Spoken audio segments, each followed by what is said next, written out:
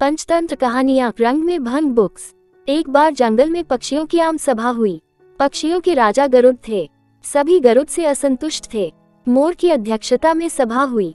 मोर ने भाषण दिया, साथियों, गरुड़ जी हमारे राजा हैं, पर मुझे ये कहते हुए बहुत दुख होता है कि उनके राज में हम पक्षियों की दशा बहुत खराब हो गई है। उसका ये कारण है कि गरुड़ जी तो यहाँ से दूर विष्णु लोक में विष्णु जी की सेवा में लगे रहते हैं। हमारी ओर ध्यान देने का उन्हें समय ही नहीं मिलता। हमें अपनी समस्याएं लेकर फरियाद करने जंगली चौपायों के राजा सिंह के पास जाना पड़ता है।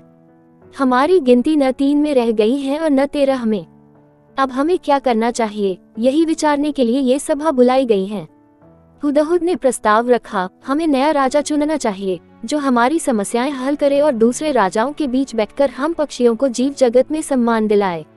मुर्गे ने बांध दी कुकू, मैं हुदहुद जी के प्रस्ताव का समर्थन करता हूँ। चील ने जोर की सीटी मारी, मैं भी सहमत हूँ।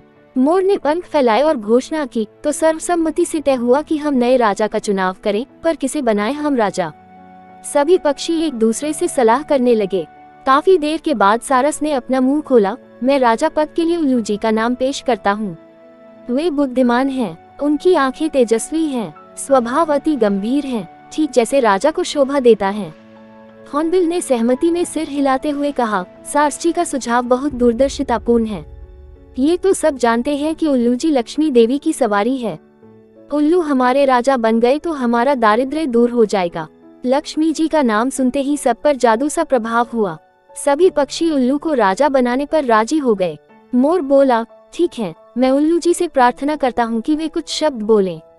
उल्लू ने घुघुआते कहा, भाइयों, आपने राजा पद पर मुझे बिठाने का निर्णय जो किया है उससे मैं गदगद हो गया हूँ। आपको विश्वास दिलाता हूँ कि मुझे आपकी सेवा करने का जो मौका मिला है, मैं उसका सदुपयोग करते हुए आपकी सारी समस्याएं हल करने का भरसक प्रयत्न करूंगा। धन्यवाद। पक्षी जनों ने एक स्वर में उल्लू महाराज की जय का नारा लगाया। कोयलें गाने लगी। चील जाकर कहीं से मनमोहक डिजाइन वाला रेशम का शाल उठाकर ले आई। उसे एक डाल पर लटकाया गया और उल्लू उस पर विराजमान हुए। कबूतर जाकर कपड़ों की रंग बिरंगी लीरें उठाकर लाए और उन्हें पेड़ की टहनियों पर लटकाकर सजाने लगे। मोरों की टोलियां पेड़ के चारों ओर नाचने लगी। मुर्गों व शतुरमुर्गों ने पेड़ के निकट पंजों से मिट्टी खोद कर एक बड़ा हवन तैयार किया। दूसरे पक्षी लाल रंग के फूल लाकर कुंड में ढेरी लगाने लगे। कुंड के चारों ओर 8-10 तोते बैठकर मंत्र पढ़ने लगे। बया चिड़ियों ने सोने व चांदी के तारों से मुकुट बुंडाला तथा हंस मोती लाकर मुकुट में फिट करने लगे। 2 मुख्य तोते पुजारियों ने उल्लू से प्रार्थना की, हे पक्षी श्रेष्ठ, चलिए लक्ष्मी मंदिर चलकर लक्ष्मी जी का पूजन करें।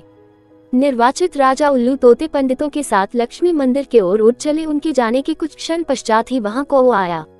चारों ओर जश्न सा माहौल देखकर वह चौंका। उसने पूछा, भाई, यहाँ किस उत्सव की तैयारी हो रही है?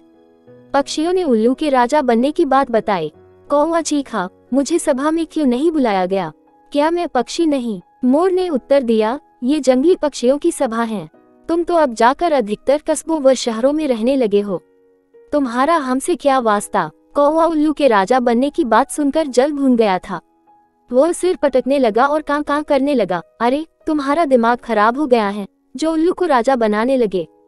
वह चूहे खाकर जीता है और यह मत भूलो कि उल्लू केवल रात को बाहर निकलता है। अपनी समस्याएं और फरियाद लेकर किसके पास जाओगे? दिन को तो वह मिलेगा नहीं। कौए की बातों का पक्षियों पर असर होने लगा। वे आपस में कानाफूसी करने लगे कि शायद उल्लू को राजा बनाने का निर्णय कर उन्होंने गलती की है। धीरे धीरे सारे पक्षी वहां से खिसकने लगे। जब उल्लू लक्ष्मी पूजनकार तोतों के साथ लौटा तो सारा राज्याभिषेक स्थल सूना पड़ा था। उल्लू घुघुआया, सब कहाँ गए? उल्लू की सेविका खंडरिच पेड़ पर से बोली, कौवा आकर सबको उल्टी पट्टी पढ़ा गया। सब चले गए, अब कोई राज्याभिषेक नहीं होगा।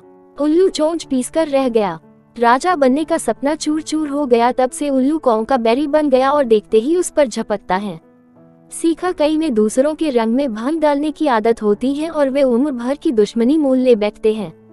इस कहानी से संदेश मिलता है कि किसी के काम में टांग मत करो। आपको यह कहानी अच्छी लगी तो वीडियो को लाइक और चैनल को सब्सक्राइब जरूर करें।